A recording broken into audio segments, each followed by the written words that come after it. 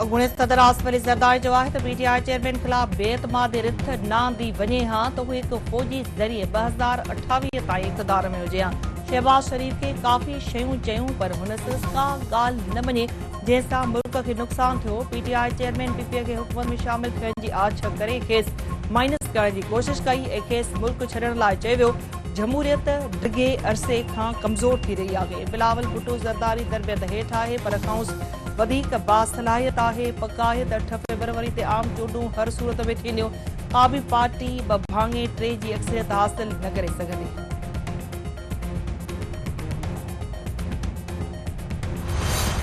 मूंखे इक़्तिदार तां हटाइण जो मक़सदु पीटीआई चेयरमैन खे आणणु हो। पुट खां पघार न वठण ते मूंखे जाहिल करार ॾेई इक़्तिदार मां कढियो वियो। सियासत में कूड़ जे थर जे कोयले मां बिजली जी पैदावार मुस्लिम लीग नून शुरू कई। अमरीकी $100 जी आछ रद्द करे एटमी धमाका कया। अवाम खे ख्वाब ॾेखारण बदिरां यकीन आहे। ॻाल्हियूं घटि ऐं कम वधीक करणु घुर्जे। अॻूणो वज़ीर आज़म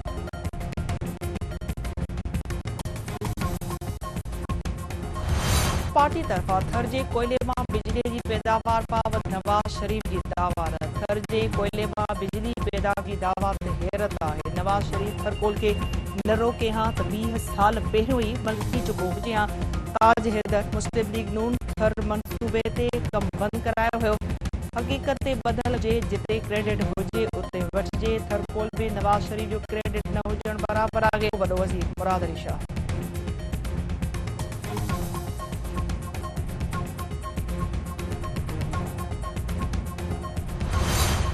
मुल्क खे कमज़ोर कंदड़नि ख़िलाफ़ ताक़त जो इस्तेमाल कंदासीं। पाक फ़ौज जो ऐलान। Army chief general Asim Munir जी सदारत हेठि 82 कमांडर्स जो इजलास। पाक फ़ौज जे जवाननि ऐं शहरनि तरफ़ां अज़ीम क़ुर्बानियुनि खे भेटा। पाक फ़ौज जो चवणु आहे त गैरतमंद पाकिस्तान मुतहद ऐं पुरज़म आहिनि। पाकिस्तान खे कमज़ोर करण लाइ दुश्मन ताक़त ॾे कमु कंदड़ दहशतगर्दनि संदन मददगारनि ऐं हौसलो वधाईंदड़ रियासत मुकमल ताक़त सां मुंहुं ॾींदी। भारत तरफ़ां गैर क़ानूनी तौर वालाल कश्मीर में कश्मीरियुनि ते ॻणती आहे।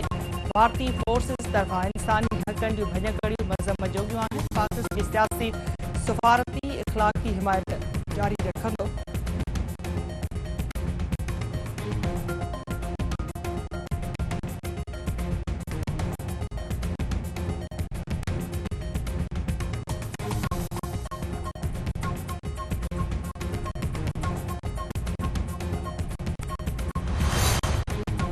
सुप्रीम कोर्ट जे जज जस्टिस अतर विनल अलावा केस में इज़ाफ़ी नोट जारी करे छॾियो। संदसि चवणु आहे त आम चूंडुनि जी तारीख़ न ॾियण आइन खे मुअतल करणु बराबरि आहे। 8 फरवरी ते आम चूंडुनि जी तारीख़ ॾेई सदर इलेक्शन कमीशन आइन जी भञकड़ी कई। आम चूंडूं न कराए अवाम जे हक़नि जी संगीन भञकड़ी साबित थी चुके। पाकिस्तानी वोटरनि खे चूंड अमल बाबति ॿाहिरि रखणु बुनियादी हक़नि जी भञकड़ी आहे। आइन ऐं कानून जी उबतड़ निगरान हुकूमत ज़रिए मामला हलाया पिया वञनि। आम चूंडुनि लाइ तारीख़ मुक़ररु करणु इलेक्शन कमीशन जो कमु नाहे। मुक़ररु वक़्त ते चूंडुनि लाइ न इलेक्शन कमीशन सरम थी ऐं न ई वरी सदर पंहिंजी मज़बूत नमूने ज़िम्मेवारी अदा कई। सदर गवर्नर इलेक्शन कमीशन पंहिंजूं आइनी ज़िम्मेवारियूं अदा करण में नाकाम रहिया।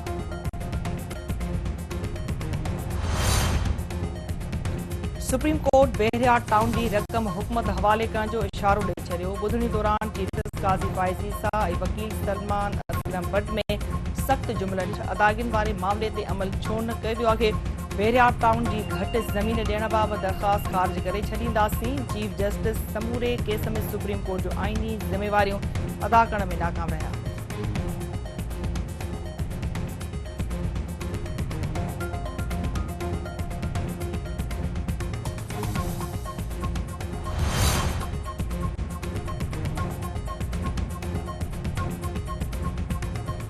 सिंध जे निगरान वॾे वज़ीर मक़बूल बाकर तरफ़ां कराची इंटर बोर्ड जे नतीजनि में हेराफेरी ते इंक्वायरी कमेटी क़ाइमु।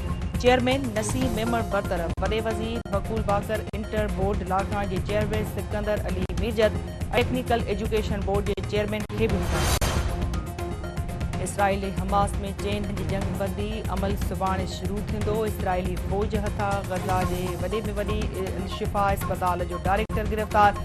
फलस्तीनिन अस्पतालूं ख़ाली करण बाबति WHO सां सिरार ख़त्म करे छॾियो। यहूदी फ़ौज जे हमलनि में वधीक हिकु सहाफ़ी शहीद सहाफ़ियुनि जो अंगु 53 थी वियो।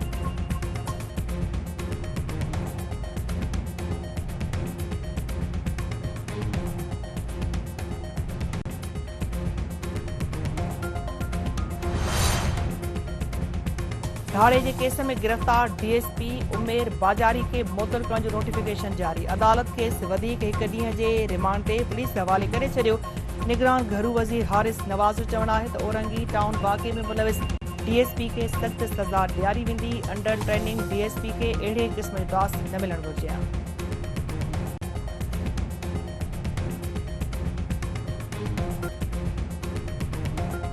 सिंध TV नेटवर्क के सर ते सिंधी सकाफ़त जो दिहाड़ो 3 डिसंबर ते मज़लूम न्याणियुनि सां साथ जो वचन जे सिरे हेठि मल्हाइण लाइ हर हंधि तयारियूं वधीक तेज़।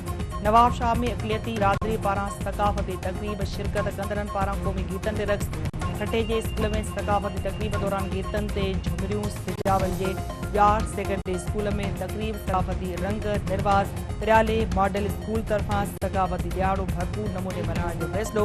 कोट गुलाम मोहम्मद जे मुख़्तलिफ़ धुरियुनि तरफ़ां बि सिंध TV नेटवर्क सां सकाफ़ती दिहाड़ो मल्हाइण जो ऐलान।